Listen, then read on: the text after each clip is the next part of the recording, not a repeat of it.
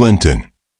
Mr. Douglas thundered, "Your son Michael has gotten my daughter Bella pregnant. He must take responsibility, so his marriage with Bella must continue." But Michael burst into laughter, shaking his head. "That's impossible. I was never intimate with her." The room went silent. Could Bella be lying, or is there more to the story? Stay tuned for this emotional and suspense-filled story you can't afford to miss. After Bella left the Okafor mansion in shame, a new season began for the family. Sarah moved in with the twins, and for the first time in years, the mansion was filled with genuine laughter and peace. Every morning, Mrs. Okafor carried one of the babies while Sarah held the other, and together they played in the sitting room. Michael's father, Mr. Clinton Okafor, who had once been so stern and unyielding, was now soft as butter whenever the twins were around. His laughter echoed through the mansion, and the maids whispered among themselves that the babies had softened the old lion's heart. Michael, too, felt renewed. Each evening when he returned from the office, he went straight to the nursery to carry his children. With Sarah by his side, his life finally felt complete. One quiet evening, Mr. Okafor called Michael into his study. His voice was serious, but his eyes were warm. "Michael," he began, "I have been thinking. It is time we take the next step. Sarah is already part of this family. I think we should go to her people and begin plans for the wedding. She deserves that honor." Michael's heart raced with joy. His eyes lit up, and he smiled deeply. "Daddy, I have been thinking the same thing. Thank you for giving me this chance. I'll make her the happiest woman alive." That night, Michael hugged Sarah tightly and whispered the news to her. Sarah's eyes filled with tears, her heart pounding in disbelief. After all the pain, rejection, and sacrifice, she was finally being recognized as the woman meant for Michael. She hugged him back, whispering, "God is faithful." But while the Okafors celebrated, Bella's world was collapsing. 1 month after leaving the mansion, she had been feeling weak and nauseous. At first, she thought it was stress, but when it persisted, she went to the hospital. After running some tests, the doctor looked at her with calm seriousness. "Congratulations, Miss Bella. You are pregnant." Bella's heart sank. "Pregnant," she whispered, her voice trembling. "Yes. About 2 months along," the doctor replied. Bella sat frozen. She felt no joy, only fear. She knew the father of the child was Toby, her father's driver, a young man she had been secretly seeing whenever loneliness hit her. The thought of her proud father, Mr. Douglas, finding out shattered her spirit. "What will Daddy say?" she whispered as tears rolled down her cheeks. "He will disown me. He will never forgive me for this shame." That night, Bella sat alone in her bedroom, her eyes swollen from crying. She thought of Toby, the man who had shown her secret affection, but her pride couldn't let her admit to anyone that her child belonged to a mere driver. Then a dark idea crept into her mind. She paced the room, clutching her stomach. "No," she muttered. "I can't tell the truth. Daddy will kill me. Michael, yes, Michael. Everyone knows I was once his wife. If I say this baby is his, who will question it? No one. This is my only way out." Her tears dried up, replaced by a cold determination. Bella decided she would claim Michael as the father of her unborn child. The next morning, Bella dressed elegantly and visited her father. She pretended to be cheerful, hiding her fear. "Daddy," she said sweetly, "I need to talk to you." Mr. Douglas looked up from his papers. "What is it, my daughter?" Bella took a deep breath. "I am pregnant, and it's Michael's child." Mr. Douglas's eyes widened, then narrowed with suspicion. "Michael's child? But he has been with that other woman, Sarah." "Yes, Daddy," Bella interrupted quickly, faking tears. "But before I left the mansion, Michael and we had one last night together. I didn't know I was pregnant then. Please, Daddy, believe me. I cannot bear this shame alone. Mr. Douglas clenched his fists. His pride burned. To him, this was another insult from the Okafors, first humiliating his daughter, now leaving her to bear a child alone. I will not let them disgrace you again, Bella, he growled. I will deal with Clinton and his son. This time, they will pay heavily. Bella hid a wicked smile behind her fake sobs. Her plan was in motion. Back at the Okafor mansion, Michael spent his evenings with Sarah and the twins. Yet something in his spirit told him trouble was brewing. He often caught his father staring into space, as if waiting for a storm. One night, as he carried his daughter, Michael whispered, "Sarah, I don't care what the world throws at us. Nothing will ever take me away from you and our children." Sarah, resting her head on his shoulder, smiled faintly, but deep in her heart, she prayed silently, "Oh God, let nothing come between us again." It was a calm Saturday evening at the Okafor mansion. Michael and his father, Mr. Clinton, sat in the sitting room with cups of tea, quietly discussing the upcoming wedding plans with Sarah. "Michael," Mr. Clinton said, adjusting his glasses, "I spoke with Sarah's uncle. He's excited about us coming for the introduction. We need to finalize the date soon." Michael smiled, relief washing over him. "Daddy, it feels good to finally talk about this. After everything we went through, I can't wait to marry Sarah properly. She deserves it."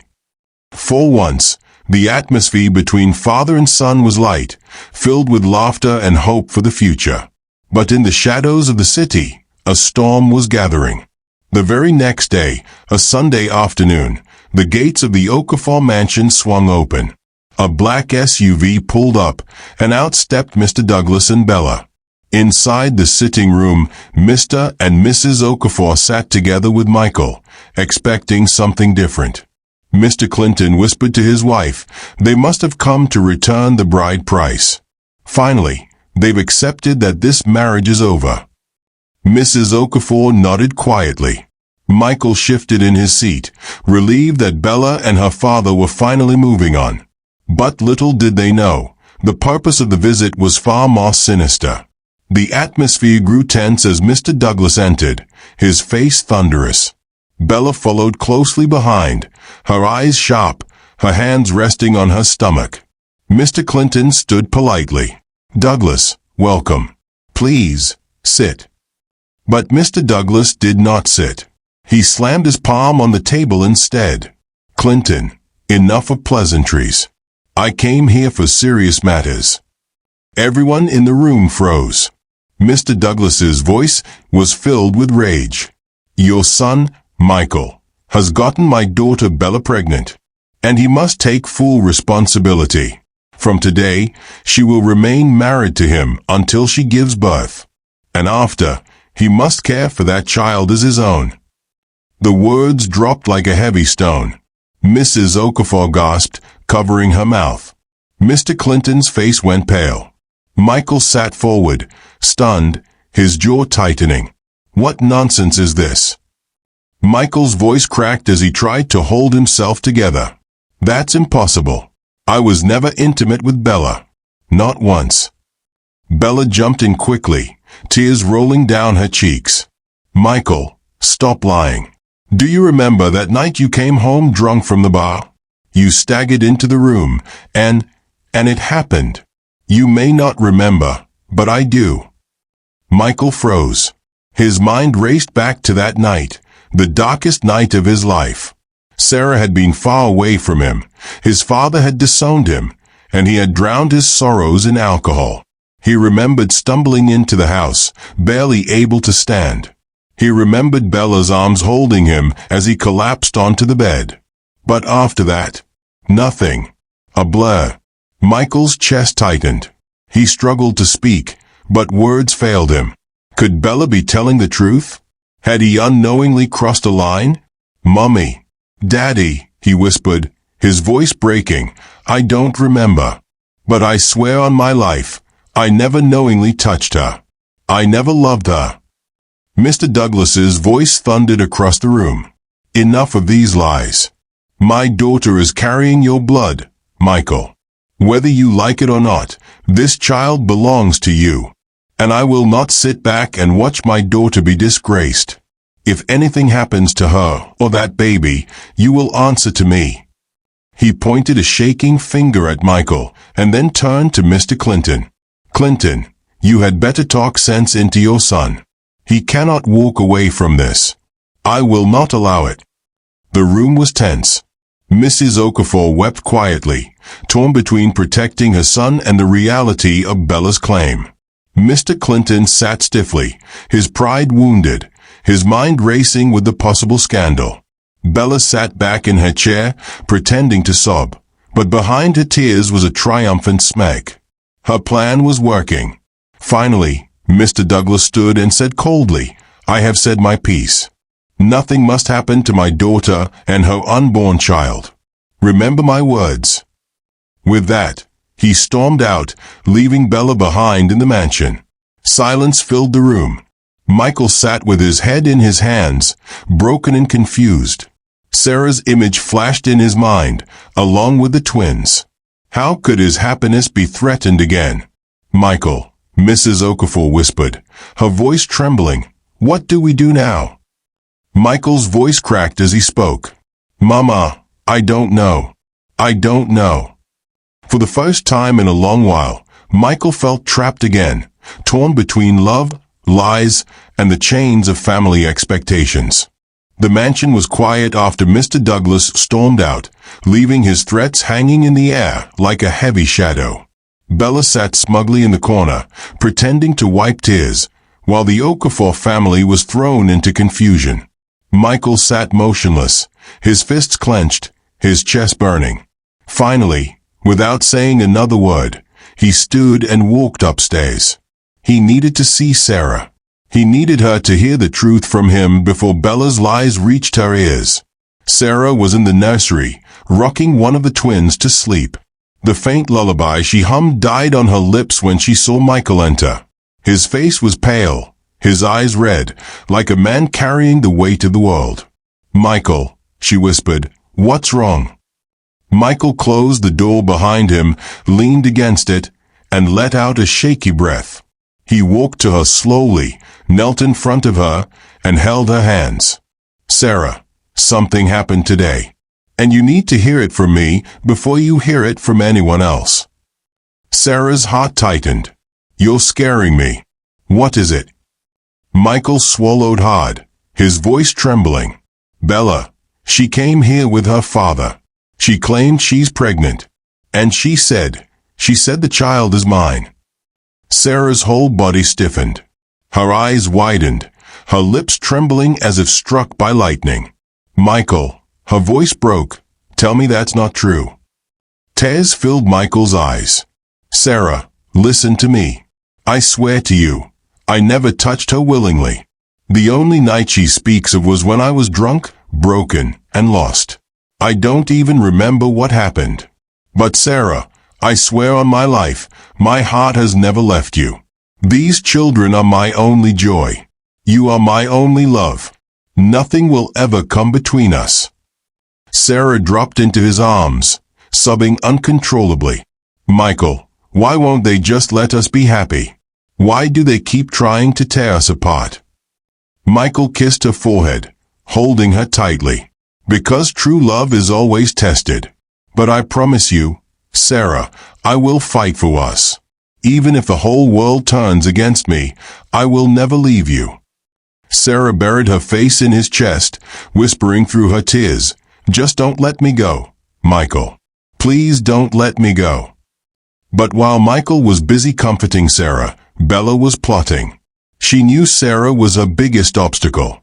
If he could destroy Sarah's image before the Okafors, maybe Michael would be forced back to her. One morning, Bella sneaked into the kitchen and spoke to one of the younger maids. She slipped some money into her hand. Tell Mama Okafor that you saw Sarah speaking harshly to the twins. Say she shouted at them, even refused to carry them sometimes. If you do this well, I'll double the money. The maid hesitated but eventually agreed. Later that day, Mrs. Okafor confronted Sarah gently. "My daughter, is everything okay? Why would you scold the babies?" Sarah's jaw dropped. "Mama, I would never do that." Her eyes filled with tears. "Those children are my life." Mrs. Okafor could see the pain in her eyes and hugged her. But doubt had been planted, just as Bella wanted. Another evening, Bella intentionally pushed a flower vase in the sitting room and watched it shatter on the floor. When everyone rushed in, she pointed at Sarah. She was the last person here. She must have broken it and walked away. Michael looked at Bella with narrowed eyes. "Bella, stop this nonsense. I know Sarah better than that." But Mr. Clinton, already weighed down by Douglas's threats, was silent. That silence only emboldened Bella. Bella began spreading rumors to business associates who visited the mansion. She whispered that Sarah was only after Michael's money, that she trapped him with children to secure a place in the family. One afternoon, one of Mr. Clinton's friends casually mentioned it during a golf outing. "Clinton, are you sure that girl Sarah isn't just using your son? People are talking." The old man felt his chest tighten with anger, not at Sarah, but at the situation. He realized Bella was poisoning minds, and her desperation was getting dangerous. One night, after yet another confrontation sparked by Bella's lies, Michael snapped. He stood in the middle of the living room, his voice shaking but firm. "Enough. Bella, I know exactly what you're doing. You will never succeed in turning me or my family against Sarah. She is my wife in my heart, whether you like it or not. These are my children, and nothing you do can change that." Bella's face twisted in fury. "Michael, you'll regret this. When the truth about my child comes out, you'll be forced to accept me again." But Michael turned his back on her and walked upstairs, straight into Sarah's arms. Later that night, Sarah sat by the twins' crib, her eyes glistening with tears. She stroked their tiny hands and whispered, "My children, the world may hate me. They may call me names. But I will never stop fighting for you. And I will never stop loving your father." Michael walked in, knelt beside her, and placed his head on her shoulder. For the first time, they both wept together, two lovers caught in a storm but unwilling to let go. Months rolled by, and Bella's belly had grown heavy with pregnancy. The Okafor mansion was tense with unspoken battles, Sarah quietly raising her twins with Michael's love and support, while Bella lurked in the shadows, plotting and playing on everyone's emotions. Sarah and Michael had grown closer than ever. Most evenings, after Michael returned from work, they would sit in the family living room with the twins, laughing softly, watching movies, or simply gisting about their day. For those brief hours, Sarah felt like a wife, and Michael felt like a complete man. But Bella's eyes never missed anything. Each time she saw them sharing those tender moments, bitterness rose inside her like poison. She couldn't bear the sight of Michael's joy with Sarah. So she used the only weapon she had left, her pregnancy. One quiet evening, Michael and Sarah sat on the couch, a bowl of popcorn between them.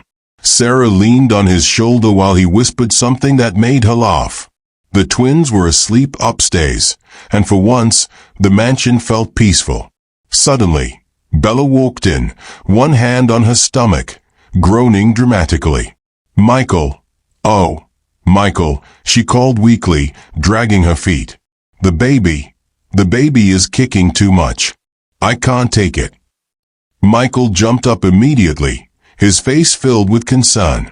"Bella, are you okay? Sit down." Sarah froze, her smile fading. She quietly moved aside as Michael helped Bella into a chair. "Michael, please, massage my legs," Bella whimpered, stretching her feet. "It helps when you do it." Michael hesitated, his eyes flicking to Sarah, who sat silently with her face turned away. Reluctantly, he knelt down and rubbed Bella's swollen ankles. Bella let out exaggerated sighs of relief, her eyes darting to Sarah with a victorious smack. Sarah's chest burned, but she said nothing. She only excused herself and went upstairs to the twins' room, her eyes brimming with tears. Another evening, the family gathered at the dining table. Sarah had cooked a delicious meal, and Michael praised her food with a smile that made her blush. Bella, however, clutched her stomach dramatically. "Michael, I don't think I can reach my plate. Please, feed me." Michael frowned. "Bella, can't you?" "Please," she cut in, tears filling her eyes. "I feel so weak. Just this once." Michael reluctantly picked up a spoon and fed her. Bella leaned closer, resting her head on his shoulder as he did, deliberately making Sarah watch. Sarah lowered her gaze, blinking back tears. Her heart ached, but she said nothing. Mrs. Okafor, who had been watching silently, clenched her jaw.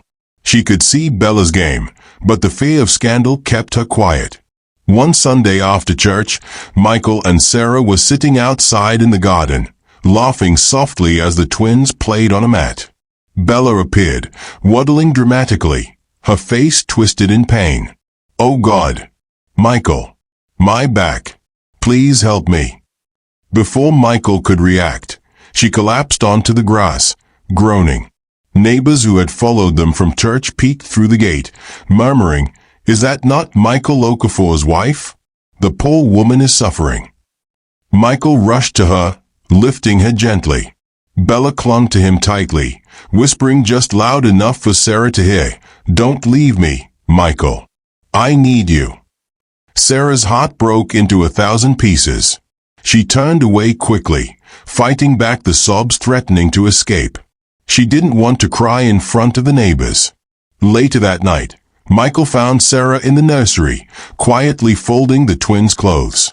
Her face was pale, her eyes swollen from silent tears. "Sarah," he whispered, kneeling beside her, "please don't misunderstand. I don't love Bella. I only help her because of the baby she claims is mine. But my heart belongs to you." Sarah looked at him with trembling lips. "Michael, it hurts to see you with her, even if it's only pity. Sometimes, I wonder if love will ever be enough." Michael took her hands, his own eyes wet.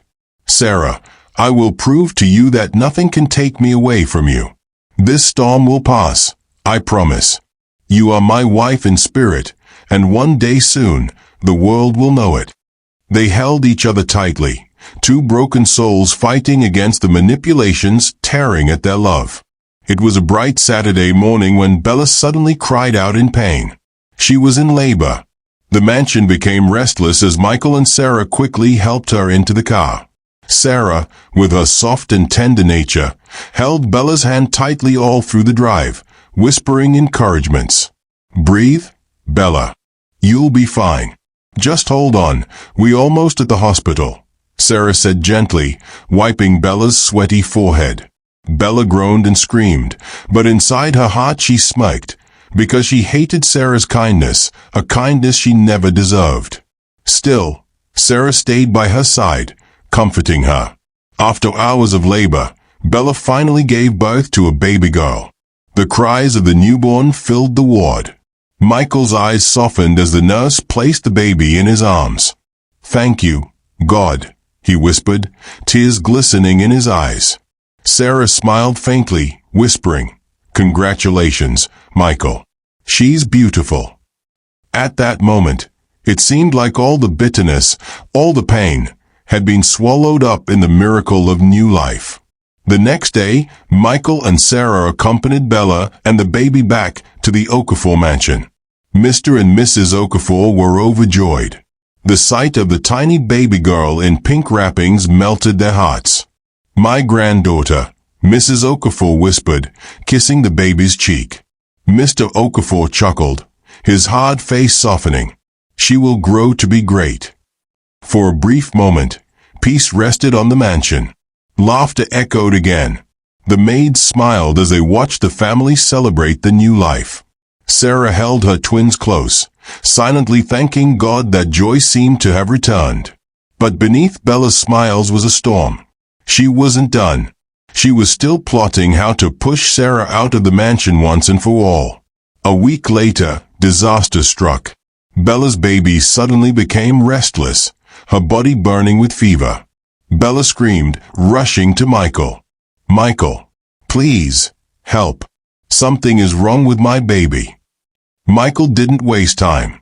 He and Bella drove the baby to the hospital, Sarah following close behind. The doctor examined the baby and came out with a grave face. "The child is suffering from severe shortage of blood. She needs an urgent transfusion." Without hesitation, Michael stood. "Take mine. Take all the blood you need. Just save her." The doctor nodded and quickly tested his blood. Minutes later, he returned, his face uneasy. "Mr. Okafor, I'm afraid your blood type does not match the child's." Michael's jaw tightened. "What do you mean? I'm her father." The doctor hesitated. "Sir, with your permission, we can run a DNA test alongside the blood match to be certain." Michael, though shaken, nodded. "Do it." 2 days later, Michael sat in the doctor's office, his hands trembling. Bella sat beside him, her face pale, her eyes refusing to meet his. The doctor placed the result envelope on the table. Slowly, he opened it and spoke with professional calm. "Mr. Okafor, the DNA test confirms you are not the biological father of this child." The room went silent. Michael's world spun. His chest tightened as he stared at the doctor in disbelief. "Not the father," he whispered, his voice cracking. The doctor nodded gently. "I am sorry." Michael turned slowly to Bella. "Tell me this is a mistake. Tell me something." Bella lowered her head, tears spilling down her cheeks. She couldn't speak. Her silence was louder than words. Michael stood up violently, his chair falling behind him. His eyes burned with both anger and heartbreak. "Bella, after everything, after all the lies, you dared to bring another man's child into my home." Bella buried her face in her hands, sobbing uncontrollably. When Michael returned to the mansion with the result in his hand, Sarah and his parents were waiting anxiously in the sitting room. He dropped the paper on the table. His voice shook. "I am not the father." Mrs. Okafor gasped, her hand flying to her mouth. "Jesus Christ." Mr. Okafor stood, fury in his eyes. He turned to Bella, who had followed Michael in, her face red from crying. "Bella, whose child are you carrying?" Bella fell to her knees, crying. "Please, forgive me. Please, don't disgrace me. I made a mistake. It was Toby, my father's driver. I didn't plan for it. It just happened." The room erupted in chaos. Mr. Okafor stormed out in anger. Mrs. Okafor wept quietly, and Michael stood frozen, his heart heavy with betrayal. Sarah watched quietly, tears in her eyes, not of pity for Bella, but of deep sorrow for Michael. She stepped forward, touching his arm gently. Michael finally broke down, falling into Sarah's arms, sobbing like a child. "Sarah, after everything, she still tried to destroy us." Sarah held him tightly, whispering, "Michael, the truth always comes out. No lie can stand forever. You still have me. You still have your twins. We will rise above this." The night the DNA results were revealed, Michael could no longer contain his anger. He faced Bella one last time in the sitting room, his voice heavy with pain but firm with finality. "Bella, enough is enough. Pack your things and leave this house. You brought lies, shame, and confusion here.